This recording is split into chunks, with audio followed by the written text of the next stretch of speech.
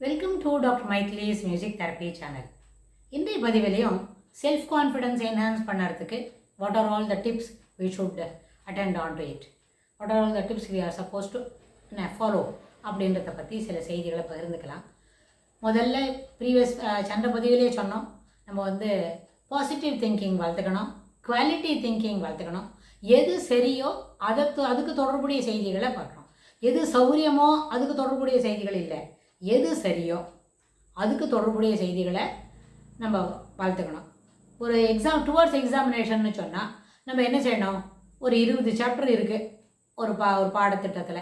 நம்ம ஜியாகிரஃபி படிக்கிறோம், social science படிக்கிறோம், வாட் எவர் இட் இஸ். அதில் ஒரு 20 சாப்டர் இருக்குன்னா 20 சாப்டர்லேயும் எல்லா விதமான ஆன்சர்ஸ் கிடைக்கக்கூடிய எல்லா கேள்விகளுக்கும் நம்ம பதில் தயார் பண்ணி படிச்சுக்கணும். அது இப்போ ஸ்கூலுக்கு பசங்களாக இருந்தால் சின்ன small answers, match the following, 100 வேர்ட்ஸில் எழுதுகிற ஆன்சர்ஸ், 200 வேர்ட்ஸில் எழுதுகிற ஆன்சர்ஸ்னு எப்படி இருந்தாலும், எஸ்ஏ டைப்பு, பேராகிராஃப் டைப்பு அப்படின்னாலும் எல்லா விதமான விடைகளையும் தயார் பண்ணிட்டு 20 சாப்டரையும் நல்லா படிச்சுட்டு போனால் நிச்சயமாக நம்மளோட பர்ஃபார்மன்ஸ் தேர்வில் சிறப்பாக இருக்கும். அதாவது you should not omit anything, அதுதான் அங்கே கான்செப்ட், அதுதான் சரி.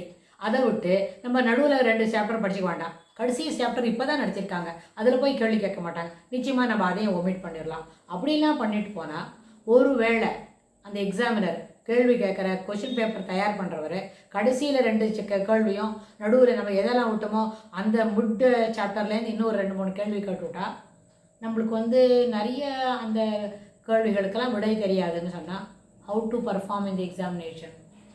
அது நம்மளுக்கு தெரியல, இந்த கேள்விக்கெல்லாம் விடை தெரியாது அப்படின்னு வரும்பொழுதே நம்மளோட மனத்தில் சில ஒரு உணர்வுகள், சில எழுத முடியாத தாட் ப்ராசஸில் சில பிளாக்கு அதெல்லாம் வந்துடும். நிறைய பேர் இதை என்ன பண்ணியிருப்பாங்க, அவங்களோட எக்ஸாமினேஷன் டைமில் இதை உணர்ந்திருப்பாங்க. ஸோ உணர்தல், புரிதல், காக்னிஷன் இருக்குல்ல, towards examination, how to read, how to study for the எக்ஸாமினேஷனில் இந்த காக்னிஷன் இருக்கணும்.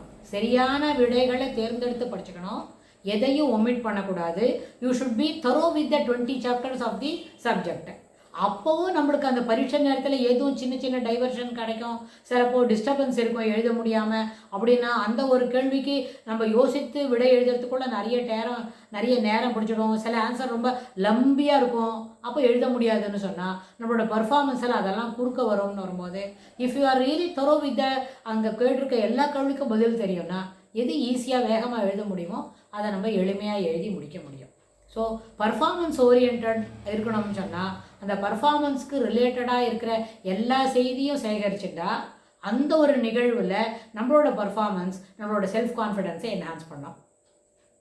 First thing, it is related to examination R it is related to assignment, what ever it is. அந்த வகுப்பறைக்கு தொடர்புடைய ஒரு செய்தியை நம்ம இன்றைக்கி நாளைக்கு பண்ண போகிறோம் அப்படின்னா அதுக்கு ரிலேட்டடாக இருக்கிற எல்லா செய்தியும் நம்ம தரோவாக, மைன்யூட்டாக, துளி துளியாக எல்லா விஷயத்தையும் சேகரித்து meticulously you prepare your self for the particular ஒரு எபிசோடு, ஒரு நாளைய நிகழ்ச்சியை நம்ம நடத்துறதுக்கு எல்லாம் பண்ணுறோம்னு சொன்னால் நிச்சயமாக நிகழ்ச்சி நல்லபடியாக வரும். நம்மளோட செல்ஃப் கான்ஃபிடென்ஸை அது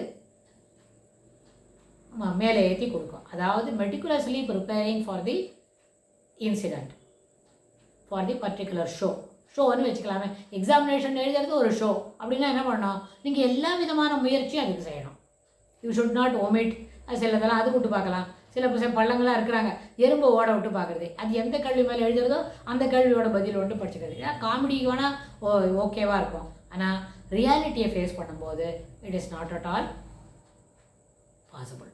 ரெண்டாவது, இந்த மெட்டிகுலஸ்லி ப்ரிப்பேரிங் ஃபார் த எக்ஸாமினேஷனோட கூட அது எக்ஸாமினேஷனுக்கு நம்ம 2 பேரும் சேர்ந்து ஒரு 4-5 பேர் சேர்ந்து ஒரு குரூப்பில் போயிட்டு நம்ம 5 பேர் சேர்ந்து நம்மளோட எஃபிஷியன்ஸை காட்டணும்னு சொன்னால் all the 5 should put together their full லெவலில் அவங்களுக்கு என்ன திறமை எவ்வளோ உண்டோ அத்தனையும் செலவழித்து ஒரு குரூப் ப்ரோக்ராம் பண்ணுறாங்கன்னு சொன்னால் அவங்களோட பர்ஃபார்மன்ஸ் நல்லபடியாக வந்துடுச்சுன்னு சொன்னால் 5 பேரோட செல்ஃப் கான்ஃபிடென்ஸும் அது முறையில் பூஸ்ட் பண்ணும்.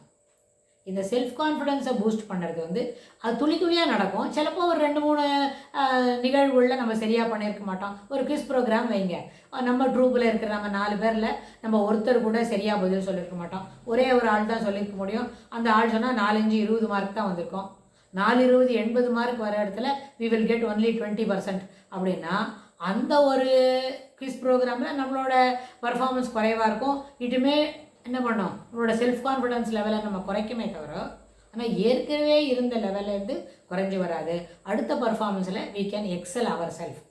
போன தடவை 2 கேள்விக்கு தான் பதில் சொன்னோம்னு சொன்னால் அடுத்த மாதிரி குவிஸ் ப்ரோக்ராமில் நம்மளுக்கு 10 கேள்விக்கும் சொல்கிறதுக்கு வாய்ப்பு கிடைக்கும்னா what should we do? We should prepare well for the quiz program. எல்லா ஆஸ்பெக்ட்லையும் history, social science, then related to physics கெமிஸ்ட்ரியாக இருந்தால் ஃபிசிக்ஸ் கெமிஸ்ட்ரி, அப்புறம் ஜியாகிரஃபியானா எல்லாரோட கிளைமேட்டையும் பற்றி கேட்க போகிறாங்க. Why it is raining unnecessarily, why it is not so அப்படின்னு எது கேட்டாலும் related to climate, related to எந்த ஆஸ்பெக்டில் கேட்டாலும் ஜியாகிரஃபியாக இருந்தாலும் எல்லாத்தையும் அந்த ஏஜ் குரூப் உண்டானதெல்லாம் நம்ம எக்யூப் பண்ணிக்கிட்டா நம்மளோட பர்ஃபார்மன்ஸை என்ஹான்ஸ் பண்ணால் slowly our self confidence will rise. இது வந்து வகுப்பறையில் இருக்கிறதுக்கு மட்டும் இல்லை, இதே போல் செய்தி ஒரு அலுவலகத்தில் பணிபுரிகிறோம்.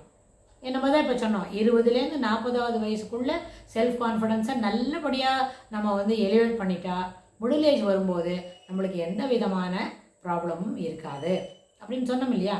அதுக்கு தொடர்புடைய ஒரு நிகழ்வாக இதை சொல்லணும் என்ன சொன்னால், அலுவலகத்தில் பணிபுரியறதா இருந்தாலும் நம்ம சீட்டுக்கு நம்ம உட்காந்து செய்கிற வேலையில் எந்த விதமான குறைபாடும் இல்லாமல் அதுக்கு தொடர்புடைய செய்திகளை எல்லாம் நம்ம வந்து என்ன கலெக்ட் பண்ணி ஒரு இடத்துல அதுக்கு ரிலேட்டடாக நம்ம எல்லாத்தையும் அப்டேட் பண்ணிட்டோமான நம்மளோட பர்ஃபார்மன்ஸ் நல்லபடியாக இருக்கும்.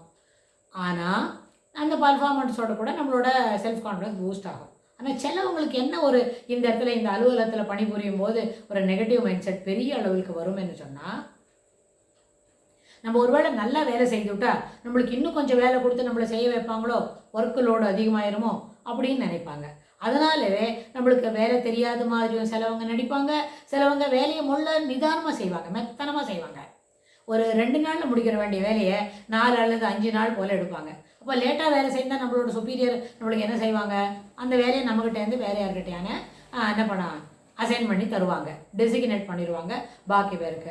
அப்போ நான் வேறு 100 டிசைன் பண்ணுற டேபிளுக்கு அது போச்சுன்னா அப்பா நம்மளுக்கு வேலை குறைஞ்சிது அப்படின்வாங்க. ஆனால் நம்மளோட செல்ஃப் கான்ஃபிடன்ஸ் லெவலை நம்ம செய்திருந்தால் ஒன்றும் it might of boosted, it is not so அப்படின்னா அது வந்து இம்ப்ரூவ்மெண்ட் இல்லாமல் அந்த லெவல்லே இருக்கும். ஸோ இந்த ஆட்டிடியூட் எதை காட்டுறது? It is a negative attitude. If you know the work you should finish it in time. You should not என்ன பண்ணக்கூடாது, அதை லம்பியாக இழுத்துட்டே போகக்கூடாது. அந்த வேலையை டயத்தில் முடிச்சிடும். டயத்தில் முடிச்சுட்டு அம்மா நம்மளோட சுப்பீரியரவே என்ன சொல்லுவாங்க, இன்னும் கொஞ்சம் வேலை இருக்குது, அது அந்த ஒரு 2 ஃபைலும் சேர்த்து பார்த்துருங்க, அது அடுத்த வாரம் கொஞ்சம் ஃப்ரீயாக இருக்கலாம் நம்ம அப்படின்னு சொன்னால் எஸ் சார் இல்லை yes madam, over the superior accordingly we can use it and be ready to take the instructions and complete the work in time. ஆனால் இந்த மாதிரி ஒரு நெகட்டிவ் ஆட்டிடியூட் வருதுன்னா அது அப்பப்போ எரப்ட் ஆகும் தான்.